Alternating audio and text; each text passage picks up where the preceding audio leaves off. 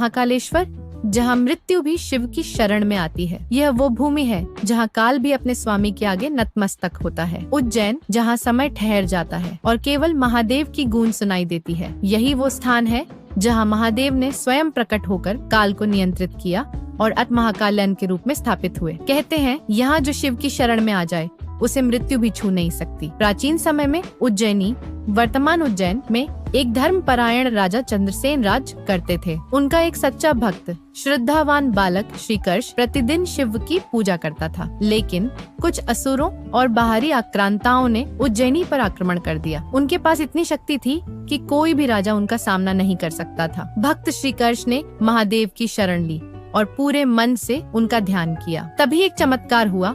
धरती फटी और स्वयं भगवान शिव भयानक रूप में प्रकट हुए। उनके स्वर में गर्जना थी, नेत्रों में ज्वाला और उनके ललाट पर काल का नाश करने वाली शक्ति। उन्होंने असुरों का संहार कर दिया और फिर स्वयं को महाकालेश्वर के रूप में स्थापित कर लिया। तभी से यह शिवलिंग कालों के भी काल, महाकाल के रूप में पूजित होता है।